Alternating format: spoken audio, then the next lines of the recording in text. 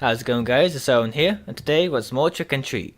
In this episode, we're going to be going after more of the other endings, so hopefully we can try and get two more in these episodes. Truth be told, I actually can't remember how to get the other ones. I know it's going to be something to do with this choice right here, so that being said, I don't really want to do this since it's a little kitty, and we know exactly what it is now. With that being said, let's do it.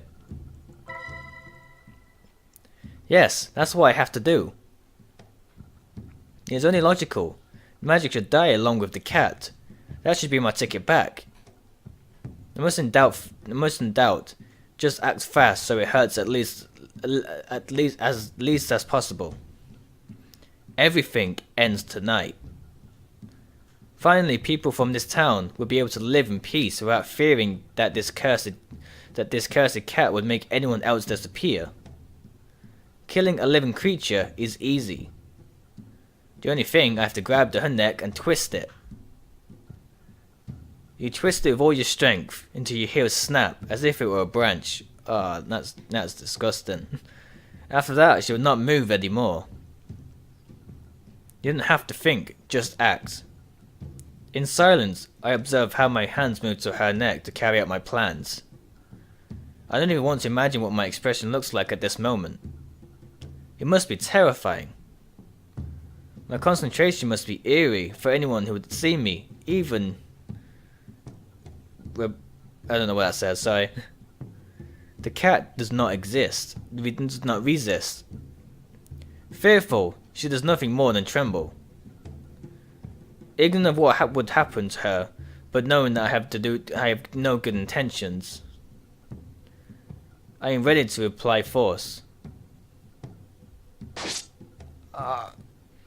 But suddenly she strikes my face with a quick and precise attack. Ah, god damn it! Immediately I let go of her while crying in agony, covering my face with both hands. I deserve that. Despite the pain, a part of me cannot stop thinking I deserved that for trying to kill another living being. Evil or not, she only tried to defend her life. When the pain resides, I look down only to find that the cat is on the ground, showing her fangs with an aggressive posture, just like before I caught her. What followed was something that I would never even imagined. Suddenly the cat starts a bright light. It's even more intense than my flashlight. Little by little, the cat changes her shape. The figure that now appears in front of me, the silhouette, is one that I can easily recognize.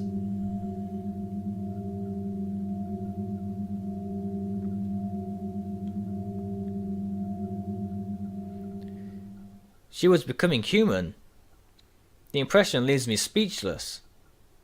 I shake my head in denial, unable to accept what I am seeing as real, but it was no illusion. The what is in front of my eyes is not a cat, but of girl extraordinary beauty. She stares at me with her cold red eyes. Unlike before, there is no hatred in them. She seemed rather sad, as if she felt guilty or something just by looking at my face. Suddenly, she speaks to me.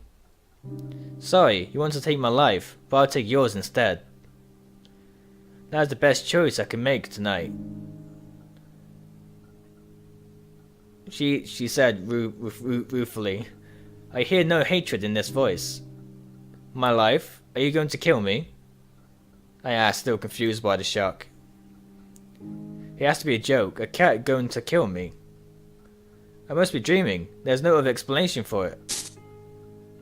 Suddenly my hands, my feet, my fingers, my heart, they all are intense cold. In just an instant, all the warmth of my body was stolen. Shortly after I fall to the ground, weak, as if it were a puppet with its strings cut. My vision quickly begins to cloud becoming dark. My death is real. The last thing I can see before disappearing is the red in the eyes of the girl, shining with a feeling of repugnance. Did I say that right? I don't know. Repentance. Don't know. Finn. So yeah, that's one of the endings. We can actually die as well. We actually died twice now, I think, with 2 of these endings. Extra. What ending was that then? That was 2. An eye for an eye. That being said, I'll actually get back to you when we find the second choice we have to make. Alright guys, here we go. We're back with another one of the questions we have to do. I actually forgot about this one. I actually had the option to trust her or to doubt her. The last time I decided to trust her, so let's see what happens when we actually decide to doubt her. Despite what she says and how cute she is, I cannot trust in her words. This cat is the reason why I'm here, so I decided to ignore it and continue my journey. Also, I cannot know if the girl's voice is truly evil as she says. It cannot be the other way. Without saying more, I start to walk in the opposite direction, passing beside her without even looking at her. That was very rude of me, but I must not forget who I'm dealing with. Wait, where are you going? As she said with a face of disbelief. I don't blame her. Don't go that way, it's dangerous, stop, I said stop. As she begins to cry at me to stop. But my decision is already made. I don't even look back. Soon I can't hear her anymore. I know that she's still close, but it seems like she's giving up on me. For a moment the doubt of why she did not use her magic enters my mind.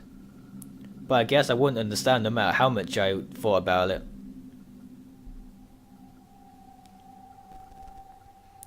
With each minute that passes, the air becomes more heavy and nauseating. I cover my nose and mouth with one hand. If I could, I would stop breathing this rotten air. But that didn't stop me from moving forward. After all, it must be one of the dirty tricks used by Ashley to scare others away. After all of this, she calls herself good. I can't believe it. Now all my hope lies with the voice. She must be the one who can save me. Here, you are going well. 3:11 AM.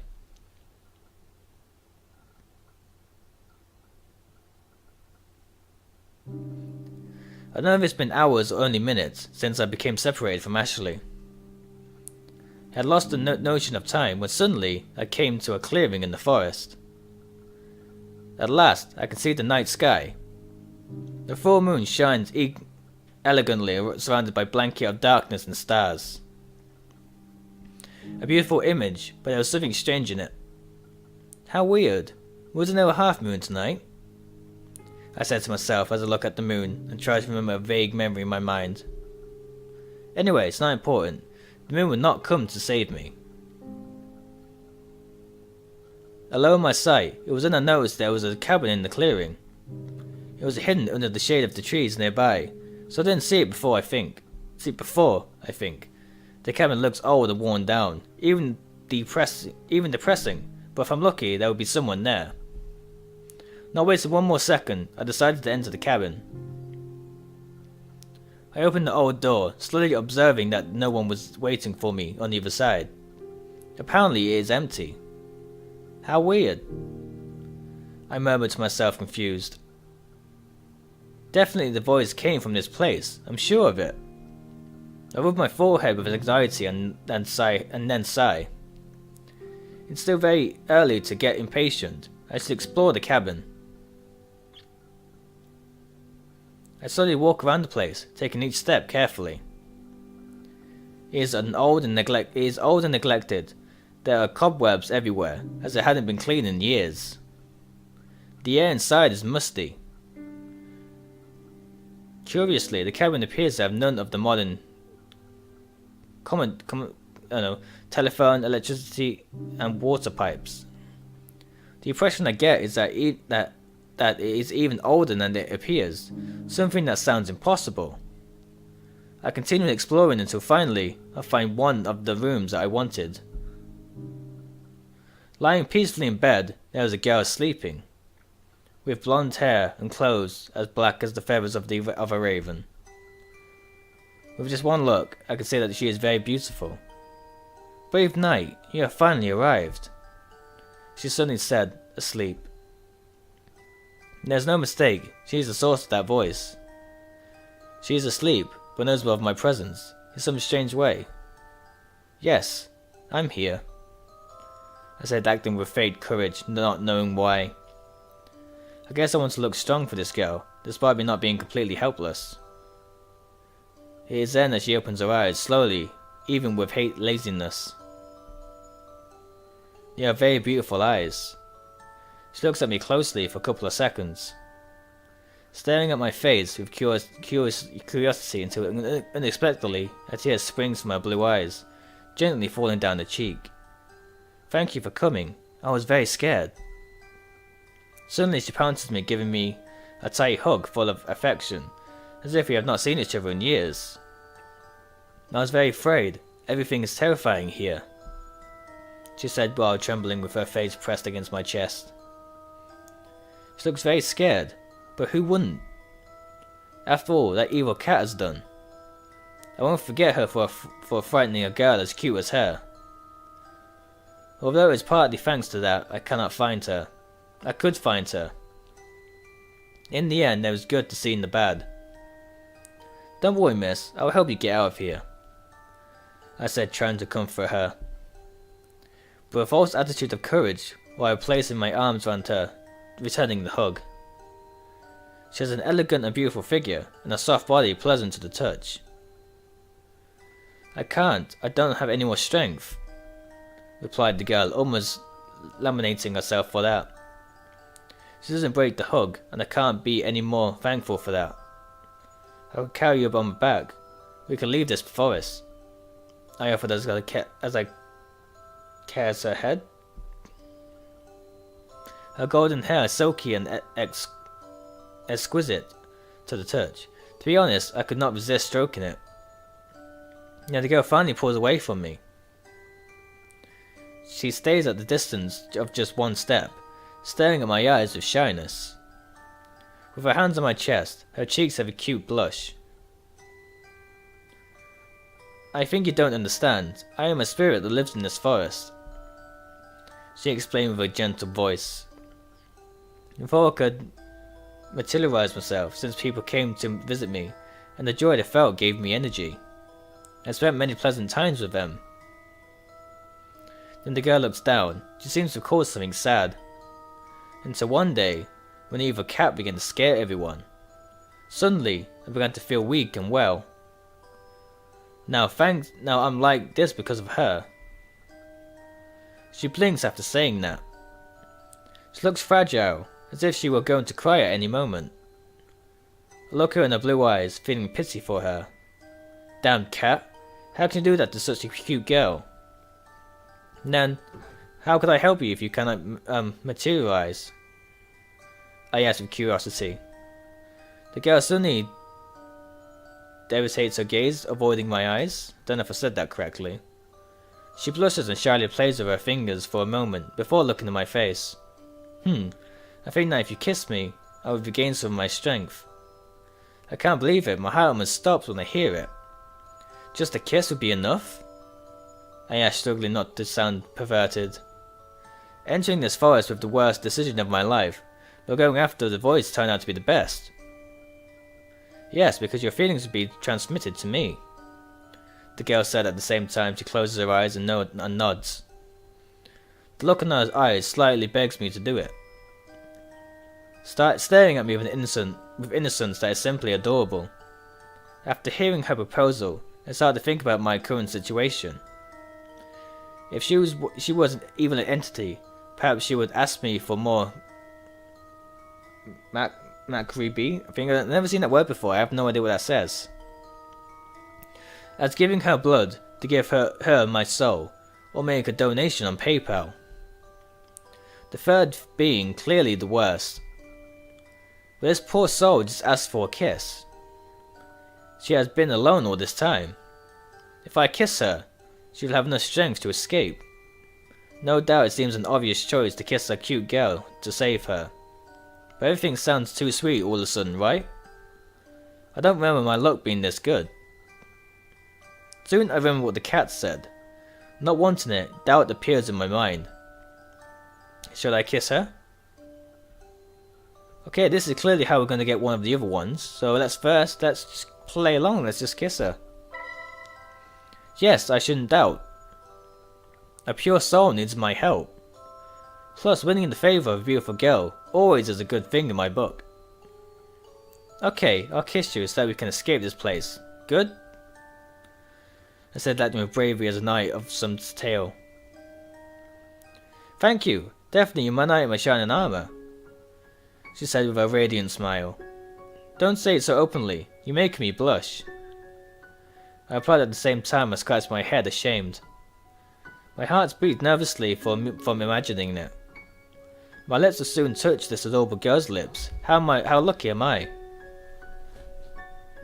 The girl then lowers her sight with a shy face. Excuse me, but I always say what I think.